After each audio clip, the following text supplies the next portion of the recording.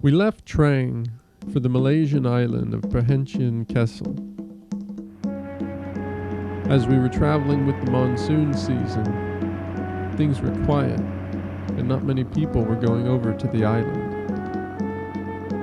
There were a few locals and maybe a half dozen travelers besides ourselves.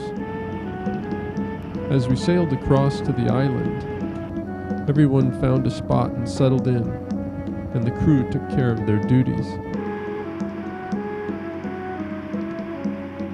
This was the smallest ferry we'd been on yet, and there wasn't much room to get comfortable. But we did our best. We came here because our Australian friend, Sharon, had said she'd enjoyed the island, so we gave it a bash. We didn't really know what to expect upon arriving. It sure looked inviting, to say the least. To get to the beach we were to stay on, we had to perform an amphibious landing. After slipping over the side, our packs were handed to us and we waded ashore. We were to find things quiet on the island, and that was nice. There was a lot of accommodation available, but not all was open, and we'd have to walk across the island to get a bite to eat. This local kid sure seemed to enjoy the peace and quiet. We had a lovely big place to ourselves and rarely saw anyone on the beach. We walked and sunbathed, as you would, and did a bit of snorkeling with some gear we'd rented. The sea was full of colorful coral and beautiful fish.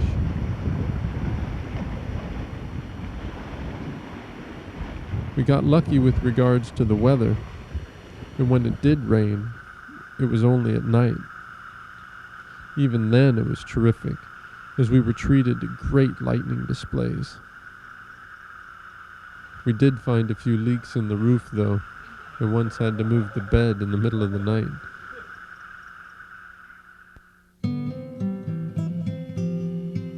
On the other side of the island, there was a lovely long beach, and the swimming was brilliant in the warm, transparent water.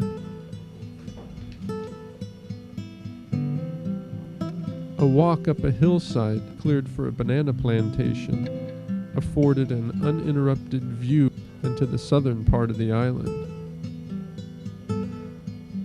I was lucky enough to meet the banana farmer on the way down, a friendly guy with a big, toothy grin.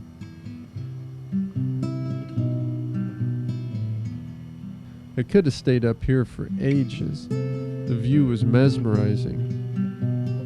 But time had flown by. We were only staying on the island for a few days, and were to head back to the mainland today. Siobhan was waiting for me, so we could wade back out to the boat when it came round. I enjoyed my walk back across the island for the last time. I was startled as I happened upon one of the island's many monitor lizards. Carefully, we checked each other out.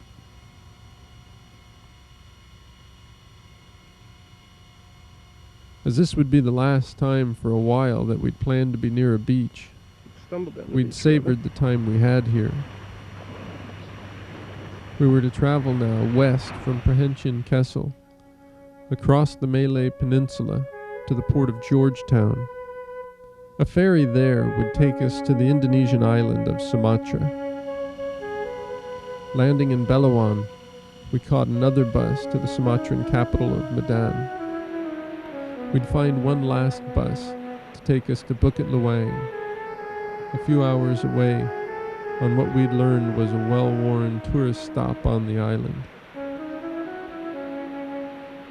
Part of the Gunung Leisure National Park, Bukit Lawang is home to an orangutan rehabilitation center. The center has become vital for the orangutan survival. Where jungle had been cleared for farming or settlement, it was a common practice that the adult orangutans were killed and the juveniles taken to be sold as pets. The Indonesian government has cracked down on this and now levies hefty fines to those caught with the animals. They do allow, though, for the animals to be turned in voluntarily without penalty, so they may be released back into the wild. This is where the rehabilitation center comes in. It teaches the animals to live in the wild once again. Of the orangutans that have been released into the jungle, some have not as yet become totally self-sufficient. In an effort to help raise money to fund the project, a 2-day pass is sold so you can go and watch the daily feedings. After everyone hikes up to the feeding area, the caretakers go up on the feeding platform and announce their presence.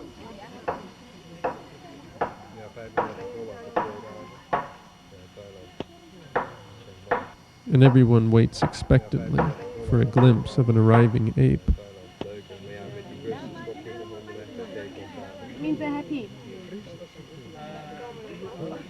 Getting to see an orangutan isn't a sure bet.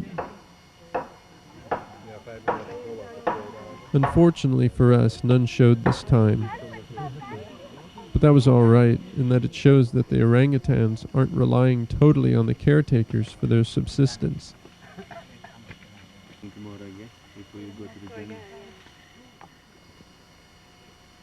On the way back, we looked in on the new arrivals and those still too tame to be let out into the jungle.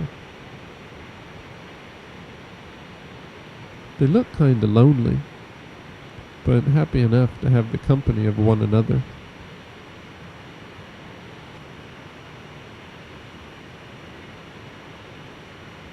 There were many volunteers, and this lady we spoke to comes from France and works on her vacations with the orangutans.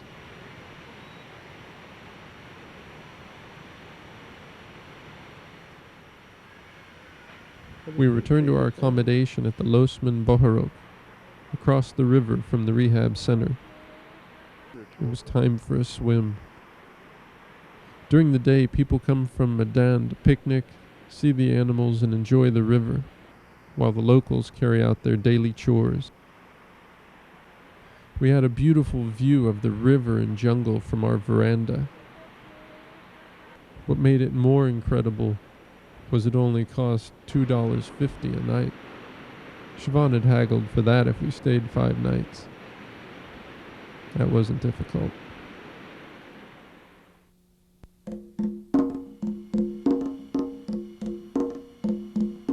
Siobhan and I set off for a walk one day with Richard and Karen, an English couple we'd met. Walking downriver, we came upon a series of caves inhabited by bats that we explored at length. It proved to be a good indoor pursuit because it started to rain outside.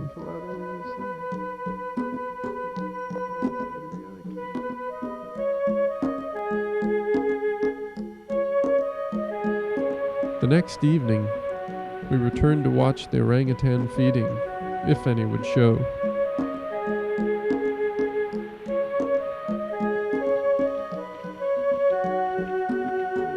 This time we were very lucky. A female had come with her baby hidden in her arms.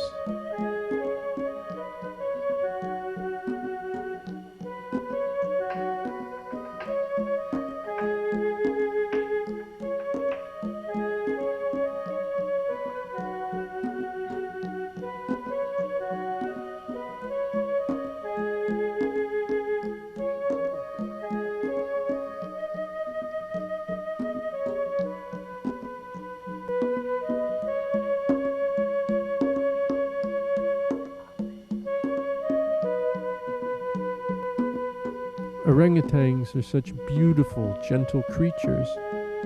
It was brilliant to see one unconfined in its natural habitat, doing what it wanted.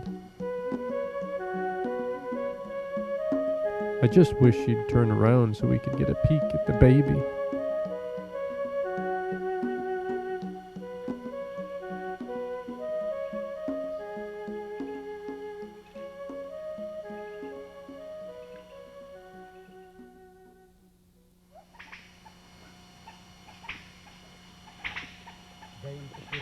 Being in a national park, to protect the fragile ecosystem, visitors are only allowed to hike in it with a guide.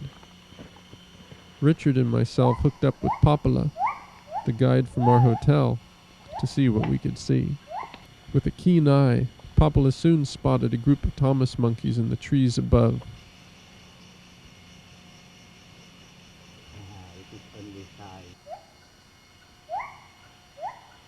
It's a white-tailed kitten.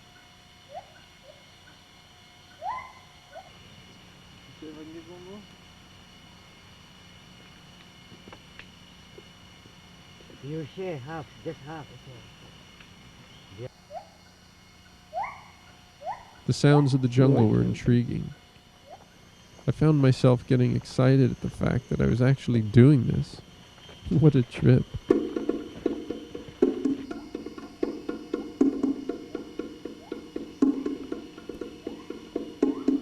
Papala was a fantastic guide. He made us aware of what we were passing through, pointing out various trees, insects, and views. We continued on amid the dramatic scenery, every so often spying a hungry leech waiting on the path. I found that once they got wind of you, they moved pretty quickly. So could I.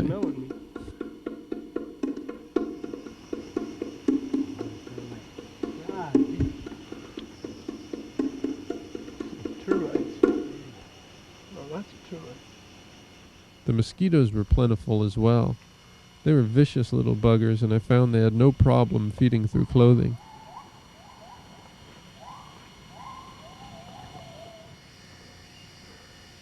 While marching up one ridge and down another, we stopped periodically to rest and take in our surroundings.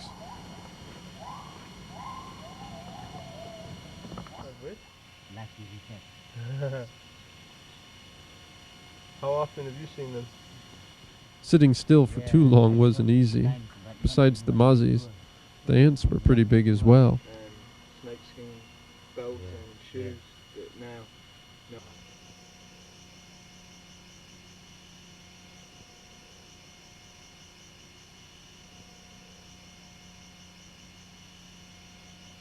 Papala pointed out this tree and said that its bark was used in the treatment of malaria. It looked like he wasn't the only one privy to this knowledge.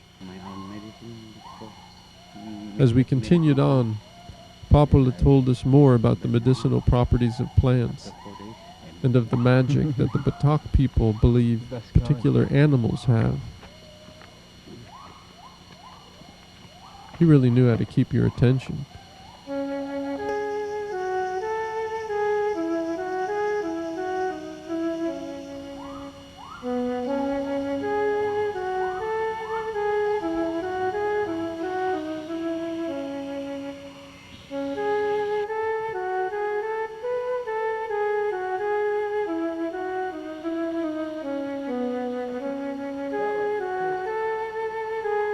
Eventually, stopping by this stream, we broke for lunch.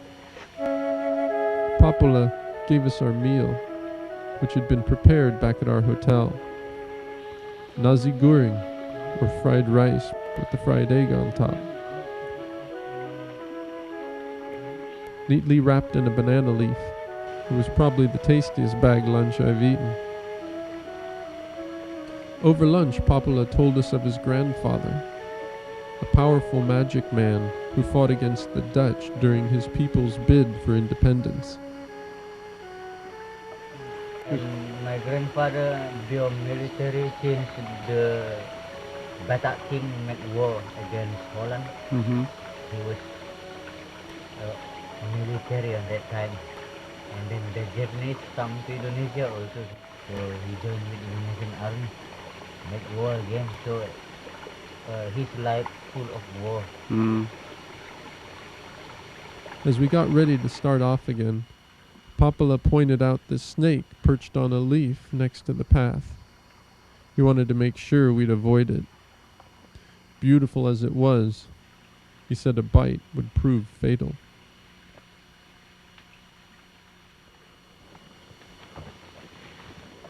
Having not seen much jungle before, let alone hiking through one, I scrutinized everything, as it was so amazingly beautiful. Papa Lanud, Rich, and I wanted to see as much as possible, so he obliged by walking our feet off.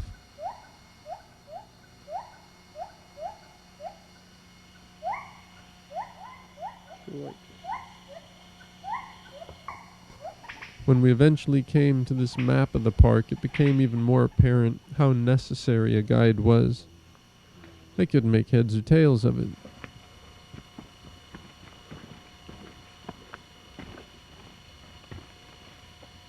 We'd had a good day out, and were looking forward to a swim in the river when we got back.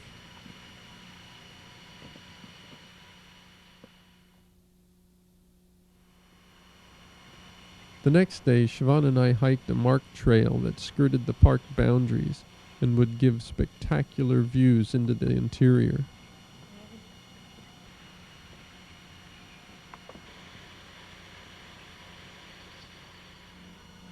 After ascending hillsides and traversing ridges, we passed through a rubber plantation. It was interesting to get a closer look at the trees. The groove had been cut in the bark in a spiral fashion so the latex sap would trickle down into the cup. Then it could be gathered. Beyond the rubber trees, the path arrived at a clearing, and we had a sweeping vista before us. We were obliged to sit and take it in. While there, we caught glimpses of monkeys in the trees, and up from below came the sounds of the jungle. We considered ourselves fortunate to be in such a place. Returning to our room, I discovered that on the walk back through a cocoa plantation, I'd picked up a couple of leeches. I didn't feel their bite. I never actually found the leeches either, just the clues they left behind. We'd leave Bukit Lawang, bound for Brastagi, a quiet town in the shadow of Mount Sibayak, one of Indonesia's many active volcanoes. Eager to experience more of the local Batak culture, we took a local bus, then walked to the village of Brastagi, recommended to us by our innkeeper. There we met Sabdi as we entered the village, the self-appointed tourist representative. A very friendly guy, he showed us around the village. Though we felt awkward at first, he motioned for us to come inside one of the traditional Batak longhouses. He introduced us to a few of the families living there. As we sat there and chatted, a few of the ladies came in from the fields to have lunch. Their children were more curious than shy. Come here, this is my friend. Eddie. Yeah. Eddie. And Yes? Eddie, also. Same. We learned that in the Batak community, young families live together in these long houses until they've saved enough to build a house of their own.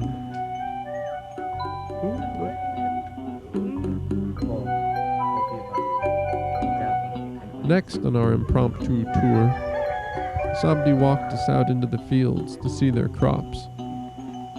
While there, he picked passion fruit and oranges for us to take with us. We bumped into these ladies and their children as they were returning from lunch. They were amused by my curiosity, and I let them see the shots I'd been getting.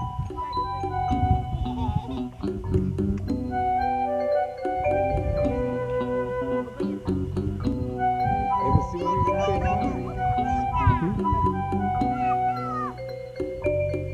After sharpening their hoes, they were soon ready to do more work in the field. As we had to start back to Brastagi, and Sabdi had to get out in the fields himself, we bid him goodbye in the village and thanked him for his hospitality. The crowd at the local restaurant eyeing us curiously the whole time. Before we left, he asked us to write something in his guest book and a donation for his tour, both of which we gladly gave. As if we hadn't been walking enough the day before, Siobhan and I decided to hike Mount Sibiak the next day. We set off early, making our way up country roads through farmland that would lead to the trailhead. The map we were given was adequate, and the instruction to make a left at the Jeep couldn't be clearer. It wasn't going anywhere. It would take a few hours to get to the top, and there was plenty along the way to catch your eye.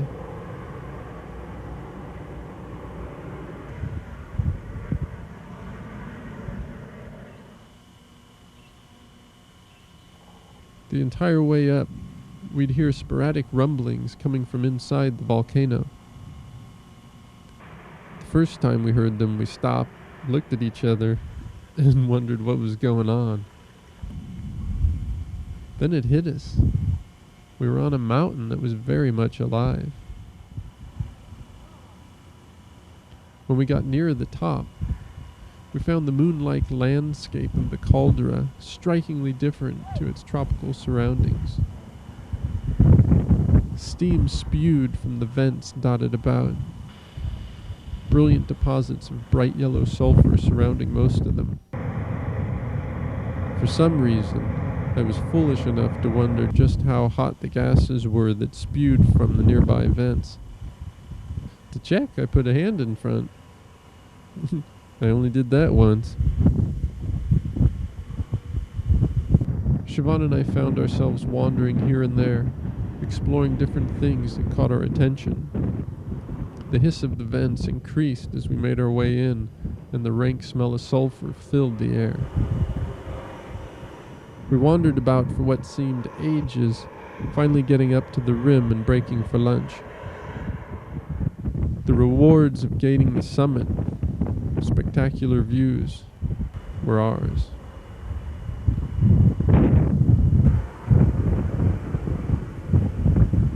We ate and stayed up here for ages, relaxing and taking it all in.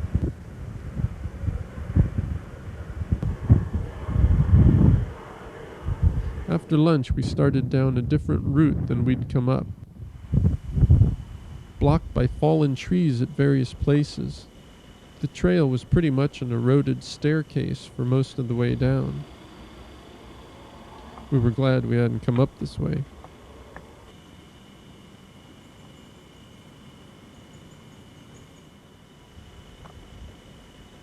Near the bottom, the path took us past these guys doing some sort of geothermal work.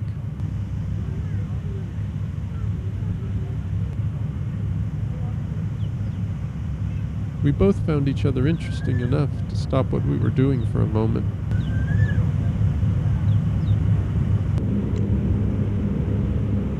Once on the valley floor, we walked down the road to a place that had mineral baths. We'd been told of it and came prepared. The water came directly from Sibiak, so it was plenty hot. We were ready to have a good soak. Is it hot? It's very hot. At least I was. My dogs were barking. Once we made it into the water, it was nice to look back and see where we'd come down from. It was the first time either of us had been on an active volcano, but it wouldn't be the last. We caught a minibus back to Brastagi.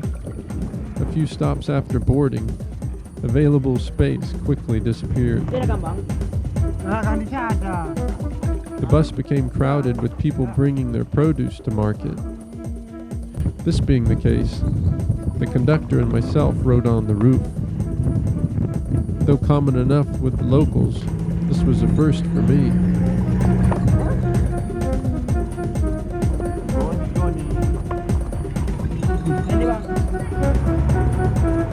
When enough passengers had gotten off, I was moved up front with two other guys and the driver.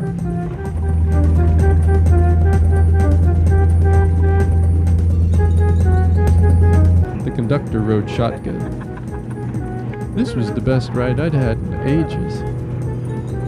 On a bus, there was always something to see, but it wasn't always this fun.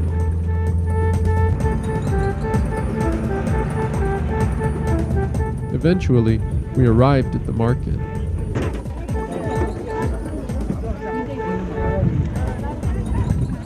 After piling out, we had a stretch and a quick look about.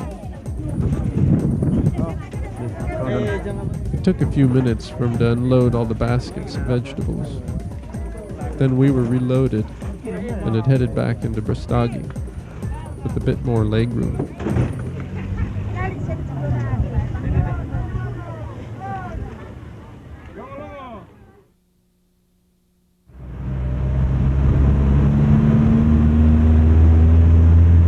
We continued on our way by bus south from Brastagi to Lake Toba, the largest crater lake in Southeast Asia.